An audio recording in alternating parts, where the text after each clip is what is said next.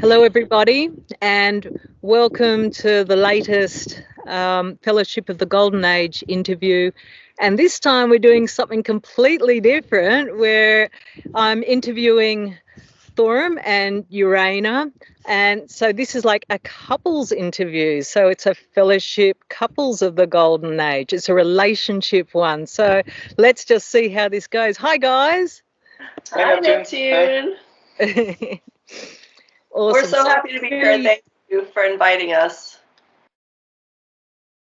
That's okay. Well, thank you for being here. Absolutely. Yeah.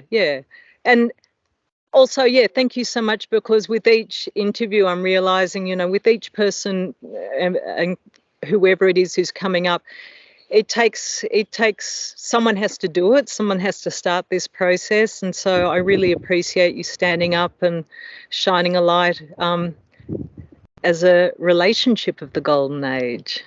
Oh, absolutely.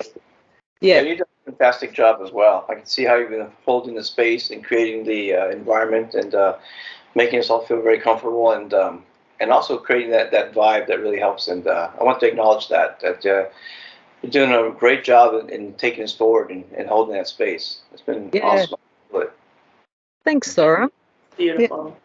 Yeah.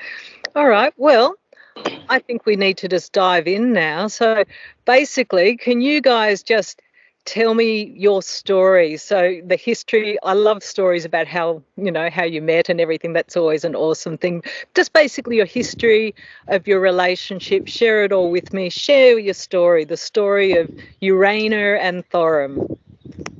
Oh, do you want to start? I joked that I courted him, but honestly, Thoram and I have known each other for decades. Yeah. We were a part of the same spiritual community. He was my spiritual brother in our little circle, and I was always very community. Like, what community are you talking about?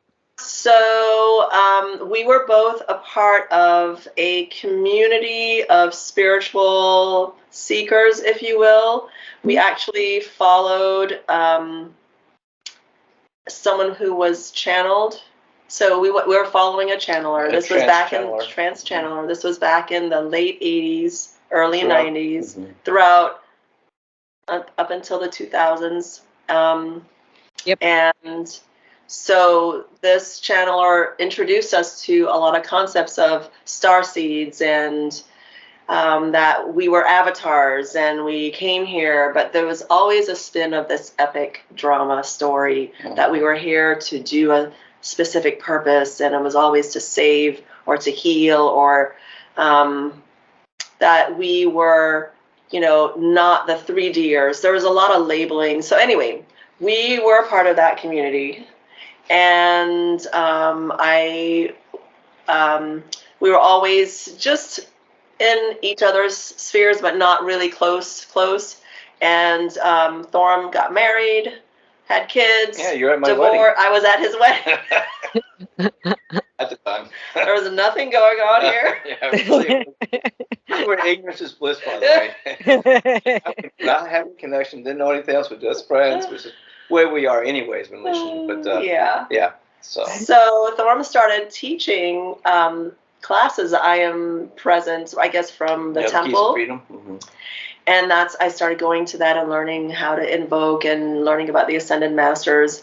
And our paths went separate. I left the group and moved away. And then when I came back, he had separated in the middle of a divorce and still teaching his Keys to Freedom class. And it was that first night that I went to his class, and I'm like, when did he become a man? Like, open for business. It's like, hey. And that's how it started. Yeah, I remember that very class, and she came, and I was probably in the ninth, I don't know, it was around probably 9 months after the separation and just beginning the divorce. And, we all kind of joke, it was like a little too soon. I wasn't really ready. I was still clearing things up, but nevertheless. And she was at the class, and I definitely noted her. I saw Your eyes look differently, when you see it.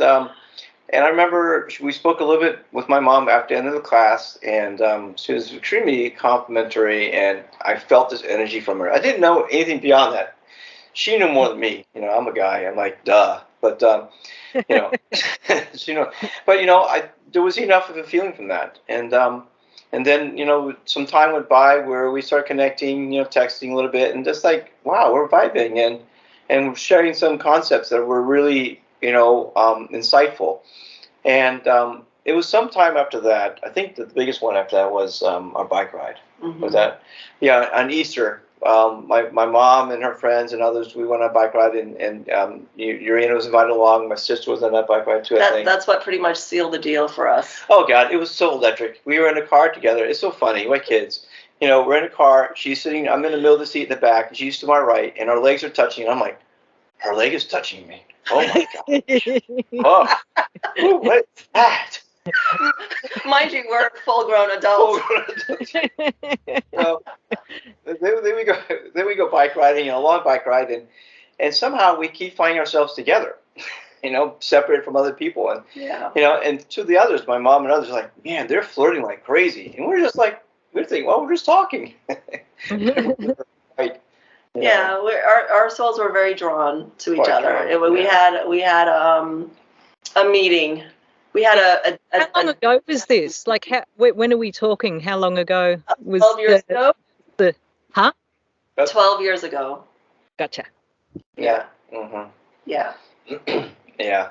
So the background, Neptune, is that throughout my whole childhood, well, older, like teens and then older, I would have either through psychic readings or messages that would come to me in meditation about this man that I was supposed to be with.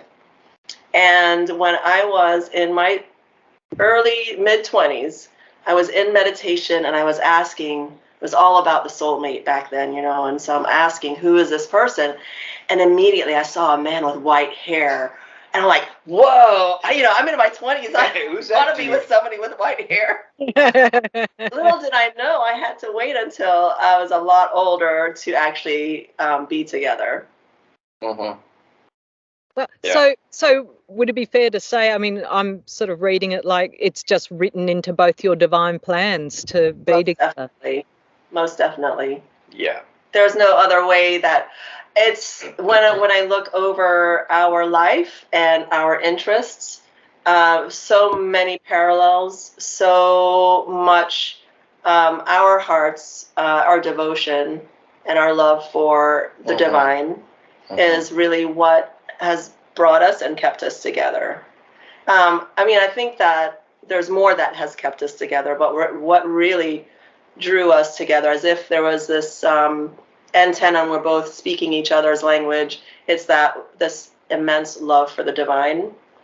And and it's very rare and it's very beautiful to meet someone who has that level of purity when it comes to true desire for knowing oneself, and that I share with Thoram. Yeah.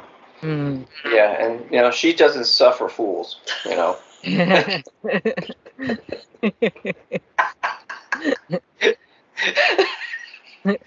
very direct. So, but it's one of those things when you are connected to your heart, and then you see, like, oh, I see her, I see you. It's a deep love feeling, and deep upwelling feeling, and a scary one. It can be to the outer selves, right? Because what does it mean? It means that we're going to get vulnerable. We're going to reveal ourselves to each other. All our stuff is going to get out and be exposed. One of the things that we've been learning in this is, on the path of desiring oneness and wanting oneness. Well, if you really wanted to experience oneness with another person, all the other stuff that's not oneness is going to show up. All the stuff that's going to stand between is going to show up. And boy, that could be a tough path to be on. If you truly want oneness, right? Because it's authenticity comes up, integrity comes up, and all those anti-selves, anti-love, fearful selves, I'm not worthy selves, and we got a lot to name on those aspects of ourselves that are afraid to go there will show up. And that has been quite the journey. Yeah. You know, I mean, could you take a moment just to give a bit of a description of what these selves that you're talking about are? Give some sort of an outline, one of you, both of you, I don't mind. And then could you just lead into giving some real practical, real life examples of how these selves have impacted your relationship and how you've processed it? You know, I'm curious. I'm looking through the looking glass and I want to know. So, yeah, I'll hand it back over to you guys. I'm gonna sit for a minute and just settle with that and tune in and see what wants to come up. But sweetheart, if you would like to share, if anything comes up. You know, I guess for me, when I take a look at it, I always say that you're in your own home, and your home's crowded with many different, programs, thought processes, reactionary pieces, and so for me, I've had to hit a number of them in our relationship, and mine's been around: am I worthy of love?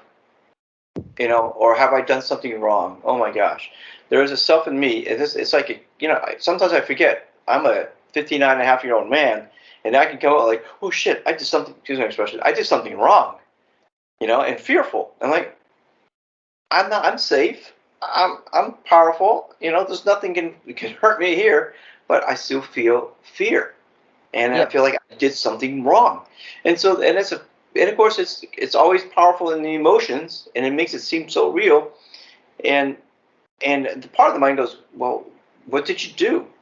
But the other part of me is like, I'm in fear, my body's reacting, and I did something wrong, or I ruined something, and this has been a deep one for me. And this obviously comes from not only this lifetime, but past lifetimes and certain traumas that have come up in our memories. And so, for me, fear of what I could have done wrong, or fear that I ruined something, or fear that I will not be loved anymore has been a big one. And so, and how that shows up, well, I react. I get small, or I shut down, or I draw back and I disappear in the conversation, or I get dysregulated and I can't be there anymore. It's so big that I'm now having to deal with that reaction versus being present in the situation. And that's becomes very dysregulating. So what helps get around that? Well, two things for me. I realize we have talked about this a lot. What has helped me a lot is indeed the Ascended Master teachings. Understanding the who I am. So when I'm in a space of equanimity, in a space of peace, connecting to who I really am has been big. Having that experience that I am more, and it's really true. The experience of, hey, yeah, I am this pure awareness. I am not all these outer selves. I am this pure being that is so much more than this lifetime, so much more than this personality, this body, this story, and not in feeling that in an experiential way. It's been deeply powerful. So that created for me like a co-measurement. I have a reference. Yeah. Okay, I have a reference now, who I really am outside of my mind. That has been extremely helpful, connecting to that, and then saying, okay, well, that doesn't jive with who I really am. That is not me. That is something I took on. It's an outer. And I totally, that's such a good point, Thoram, because for me, like prior to the teachings, I was seeing life always through the filter. And it wasn't until I started to do all the work and to clear and to get that reference point that you're talking about. And so now my new normal is the real normal, my natural self, which is at peace. And so when the separate self comes up, when the reaction happens, it's like, whoa, who's that? So it's a different viewing point as you're coming from a higher perspective. It's you can sort of see the past incorrect and go into the now. Right. Yeah, it wasn't always that easy. I mean, what you talked about, both of you, is years of establishing what that that connection to our self, our true nature. It's taken us 12 years of peeling away layer after layer. And for me, when I was listening to you, what showed up is, it's all based on trauma, right?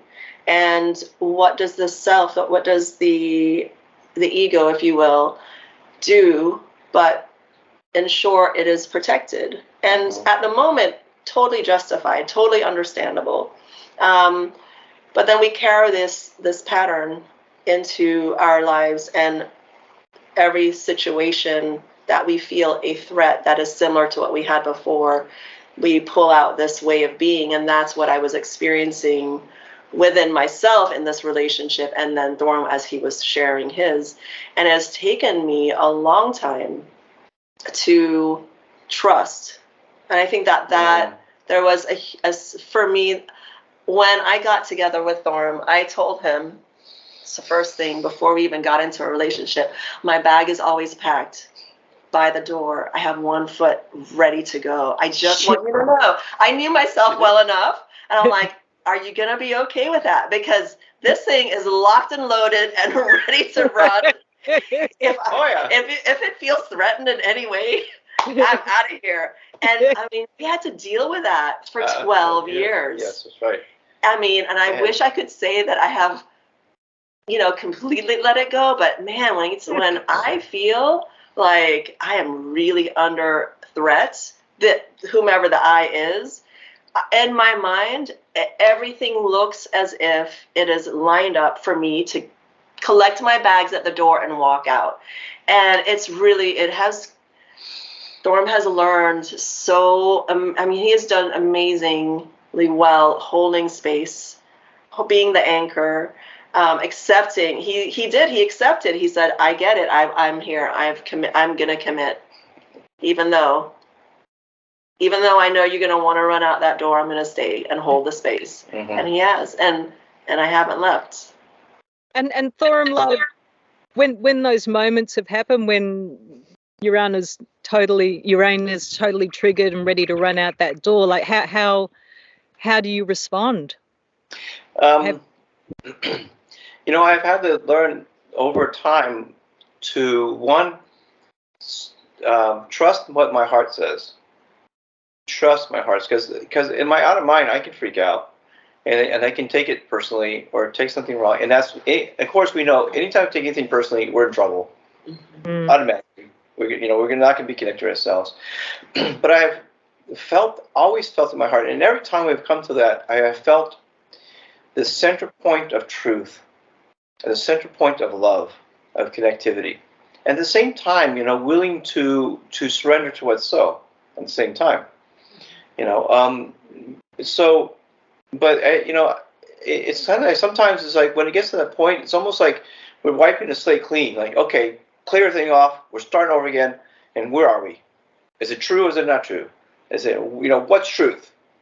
Right? And it's like, you question the very fabric of the relationship, the very fabric of the union. This gets questioned. Like, are we together? Are we love? Are we to be here?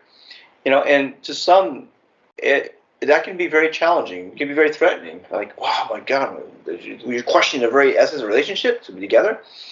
But, truth is truth, and love is love. And when you can question all you want, it's still going to come and be there if it's truly there. And it shows up every time. Yeah, and what he's saying is actually, so on my side, I meet him with all the reasons why it isn't true. And I'm in complete, like, I believe 100% that it's time to move on. Like, it's done. We have served each other. We've learned a lot. It's over. The love affair is done. And it's a lot to, we're talking about it and it's like, oh yeah, haha, that's funny. But when we're in the midst of a deep trigger, reality looks completely different. Reality, our feelings, our thoughts, my whole nervous system is triggered in a way that it is ready to run. And I've got my proof. The proof is that it is done and it's not working. And so Thoram and those moments, and I am very open and I'm very honest, and I say, this is what's coming up for me and I'm sharing. And he will stay, and at the most difficult, threatening moment, he will sit and he will check in and he will speak his truth. And he will say, when I look in, this is what's real for me. And it causes me every time, and it's difficult it is super difficult to be completely sure of myself, to have to look at that and go, I need to put my belief aside and listen to this man. And it's caused me to at least calm down a little bit, whether I believed it or not, to be willing to trust that maybe he has a vision that I don't. Maybe he's connected to is something more real than what I am. Not that I'm invalid in how I'm feeling, but maybe it's not, we're not lining up, not because there's something wrong, it's just that I'm on a different track. Yeah. And it's been really powerful for me to witness when we've been in those really difficult moments, and I have gone against everything in my protective self, that self-protection, gone against all of that and say, okay, I'm willing to take on your vision and see where it goes. And it's, thank God, because we would have probably been over. Yeah. Well, I think all of us know all too well the classic relationship situation where it becomes so personal and it's just react, and it's just this crazy ping pong game. But it sounds to me like, it happens like there's going to be a reaction in one of you, so then it's up to the other one to be that reference point of a higher perspective, a higher energy, which is like, I see the light that you are, but I'm not going to reinforce and I see the trauma too, but I'm not going to talk to that separate self that's reacting to me right now. That's what I'm getting from you guys. And thank goodness we have the teachings, because that has been the foundation for us. It has been my saving grace in being able to sort through a lot of the, as you said, the crowded house, all the spirits, all the separate selves, all these trauma responses that were just swirling around inside of me. It's caused me to be able to step outside of myself and look and go, okay, I get it. Thorm's big one is, if it's not love, it's not real. Like, okay.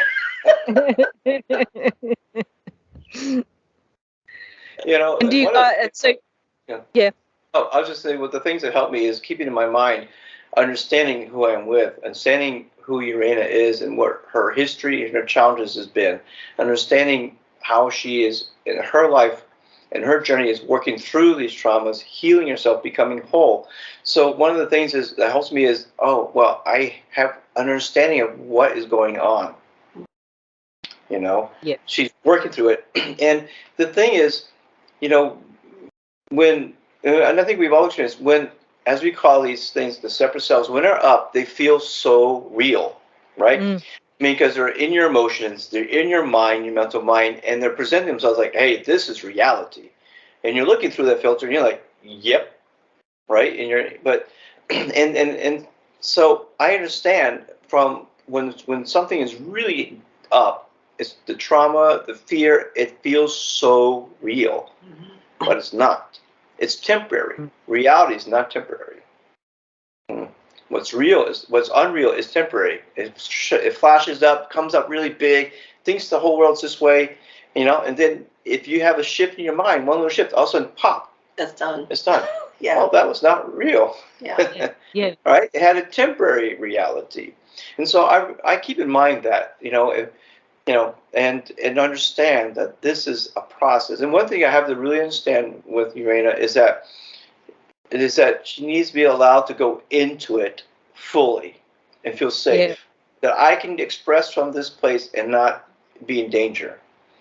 And not be threatened that something bad's going to happen because I am expressing myself.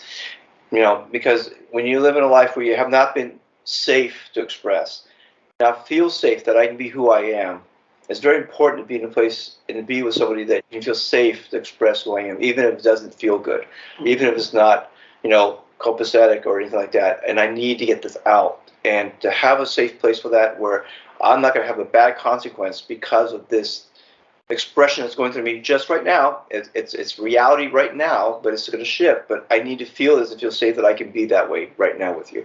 And that's been really, really big.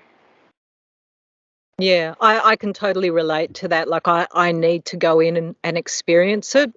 It just gives me and to feel it too. I'm a big believer in, like, not so long ago, a lot of stuff was coming up and the emotions were horrible. Like there was even this sense of self-hatred, and Mother Mary was like, go into it. And I was like, I don't want to. Because, it was an awful, awful feeling. But yeah, I need to experience it then but always with that little, it's like you've got that little balloon that you're just hanging on to, like, but I'm more than this, and I can just go up at any time. And yeah.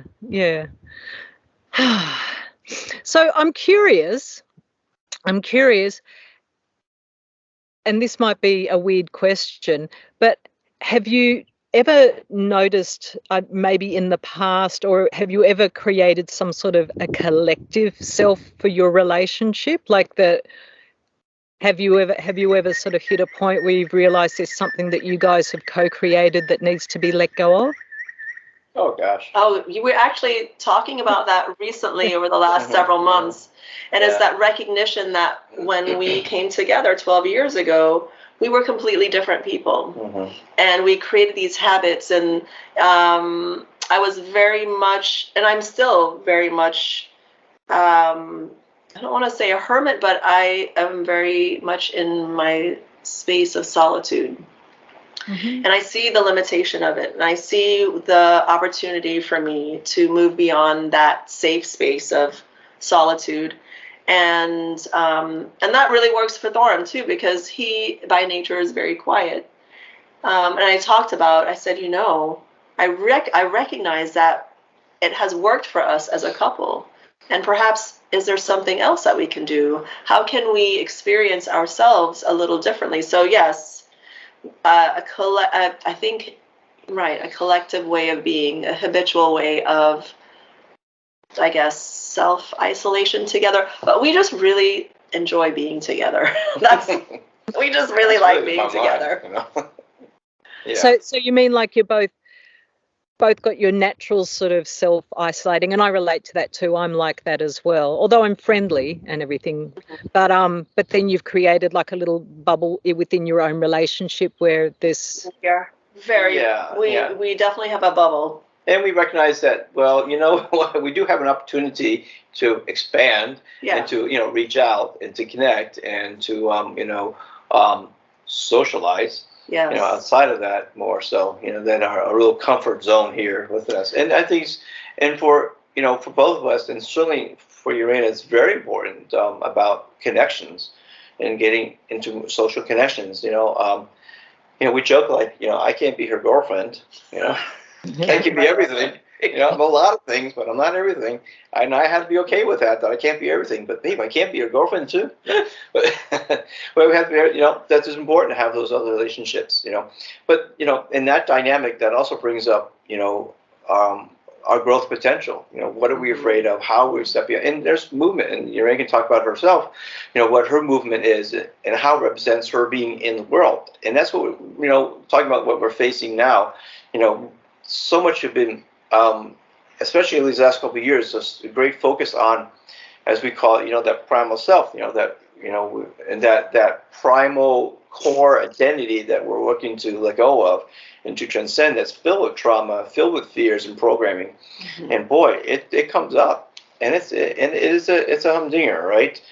It's when it's the seat of all those things that have been the birth of all these other selves that we have, the other fears and traumas that we have over time, and it's the one that's been actively being worked on almost every day in one form or fashion. Yeah, I would like to say though that in addition to that, that is completely right on. What we have created between us is we have been able to touch that pure space of awareness within ourselves, with each other. So it's as if we are one energy-wise in our hearts. He always will remain himself and me, myself. And I think that is something that I treasure so much.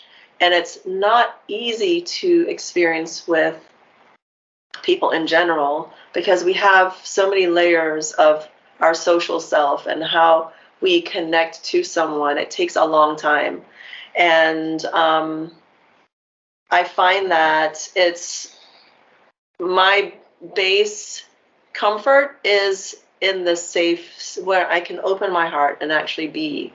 And because of that separate self, or my self-protective self, if I feel that is under threat, I don't want to open up, With Thoram, I don't have that. It's like, it is a complete safe space, 24/7.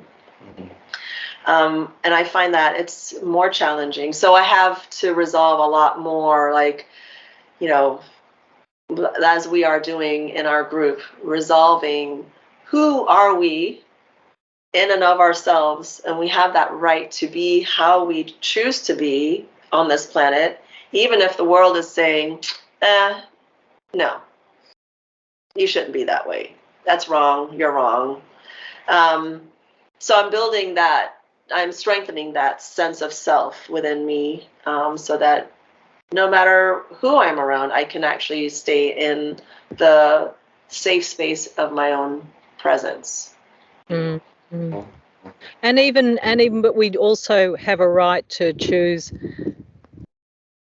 who we allow into our safe space also, and that's what you guys are talking about with the oneness and the bubble of your relationship. That I'm beginning to acknowledge that with myself, that I was entrained or programmed or something to get used to less than love, anti-love more or less. And now I'm just starting to get to the point of actually I can choose what I want. I can choose who I let in close to my being and to what extent I open up. It's not about rejecting others, but it's about the choice. Yeah. So with family and things like that, do you ever have to deal with any projections upon your relationship from outside, or friends or anything, or? No.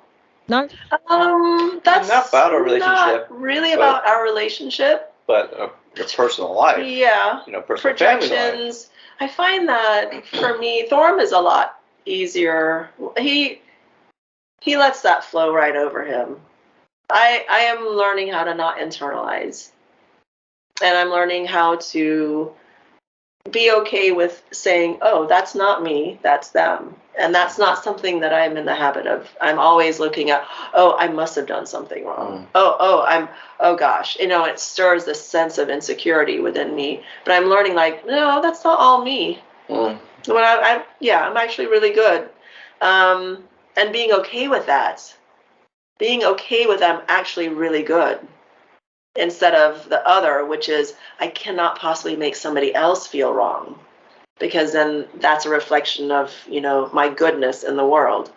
I'm becoming more okay with it. So the projections onto us, not so much. And when they do, I have a great, my protective mechanism is super strong, and it just you're out. You're gonna go. Bye. Yeah, I hear you. So then, how much of with the actual teachings and so on, how much do you work on stuff consciously together, teachings and invocations, things like that? Like, I'm curious how, or is it an individual venture or a bit of both? Like, what? So we're doing our Healing of Primal Self vigil, and we do that. We do our rosaries together at night, and we find that the energy together is so much more powerful. Yeah, so we like to do our rosaries together. In the past, Storm is Speedy Gonzalez when he does his rosaries, so I'm trying to keep up, and it's like a source of frustration, but I've gotten, I'm much more experienced now. Yeah, she's gotten a groove, and and I've learned too how to pull myself back. It's been my one of my my life characteristics is speaking fast, thinking fast, doing things fast. It's a lot of it's due to my outer trying to keep up with my inner mental processes, and they can be very fast. So my expressions can be very fast, and therefore my speaking and so on can be very can go very quick. But I have found that when we do the rosaries together, especially when there are times when we really sync, it is like, wow, it's powerful, powerful. And there's sometimes she'll do it on her own because she wants to feel her own energy, her own flow, her own vibe. Sometimes, a lot of times when it especially hits, like, I got to be in my own space for this one. There's something coming up. I need something coming up. I need to be in my own space. Yeah. But for the most part, and this has been, I think, the longest stretch of a nearly continuous rosaries. Not every evening, but 95% of them. For a long time, ever since doing the Mastery of the Seven Rays. For those 7 books we went through all those together. And it's been a beautiful ride, and they have been so helpful because a lot of times, as you know, it's like, wow, this is up, and this talking right about those things. We're hitting right. Synchronicity is crazy. And I also recognize that the old adage, be careful what you wish for. Yeah. Because we're always putting in there, show me my separate self, show me my private self, and something comes up, I'm like, damn, that hurt. And so I imagine you guys would probably trigger one another unintentionally. We are each other's perfect mirrors. Yeah. Yeah. Talk about being in the hot seat, right? And we're not even trying. So thank God we don't have external couples issues, like a lot of people who talk about, well, our breakdown is around money, or our breakdown is around something. We don't have, it's very easy on the outside. Yeah. Everything has been mirroring my stuff, triggering his, and he doesn't even try. He just like stands there. I'm like, oh, I'm so triggered. I'm so good at it. He's so good at it. Second nature. I don't know. Yeah, that's hilarious. It's hilarious, isn't it? It's like, it's because that self is kind of like, it's just like ready to, it's jumping, leaping to get out of you, and anything's draw it out.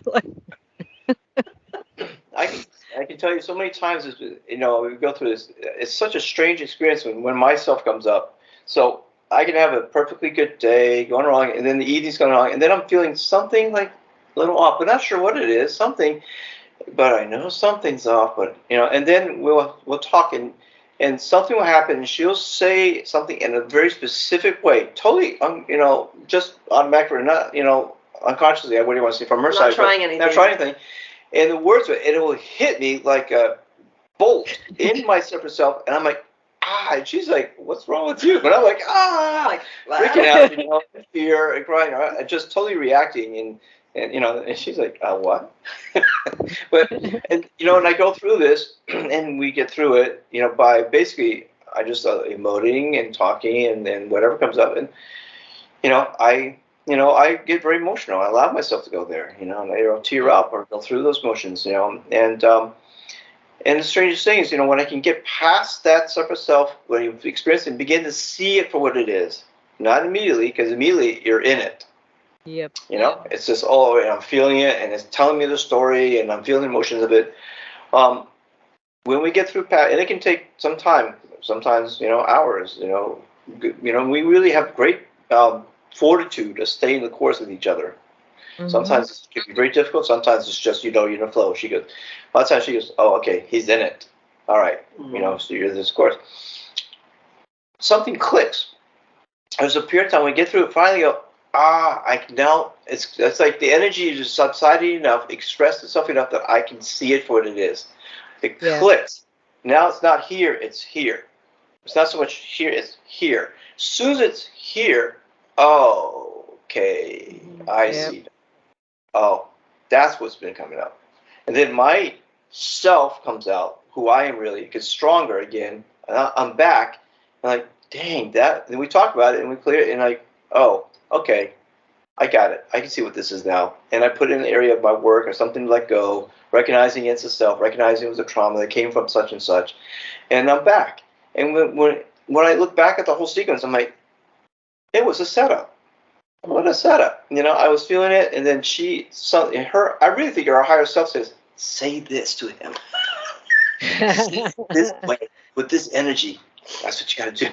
And man, it's just like perfect. And hitting the key code. That's the point of humor eventually, like having a laugh about it. Yeah, afterwards. Yeah. I have to say this one story. I had this particular self that would come up because I get so bent out of shape. If something happens, like she's upset, I did something wrong, or I'm failing, or something like this.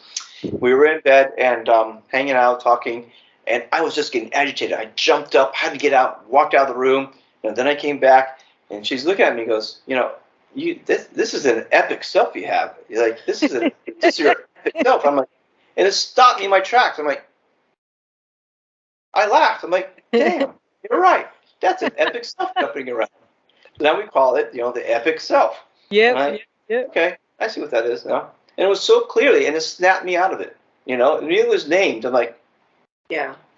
You can't deny it. It's right in front of your face. Okay, you got me. Yeah. That's lovely. Okay, my loves, I think it's now time for us to bring our time together to a close. I feel like I could just keep talking with you guys for ages, forever. So I just want to say thank you so much for you both being here and bringing your presence to the Fellowship of the Golden Age, and deepest gratitude. Oh, absolutely. Thank you. It's been such a pleasure sharing this field of oneness tonight. Yeah, and I would definitely wish for more. Mm-hmm. Definitely wish for more. Bring it on, more. Bring it on, please. I love it. Yeah. Well, I just have to keep finding more subjects who are open to this. Each little bit. We're shining our light, and this is the important thing, that we're standing up and representing a higher consciousness on the earth, and we're breaking our own personal patterns in doing this too, which is, we have all been patterned to hide and our light. And so this is yet another, I've got to feel confident with taking away all of my protection and just putting myself out there. Huge. Yes. So we honor you and your process during this journey of interviewing and putting yourself out there and doing what it takes to actually fulfill the vision that you originally had. Yeah, absolutely. Okay. Well, thank you again, and we'll close for now. So bye-bye, everybody. Bye-bye.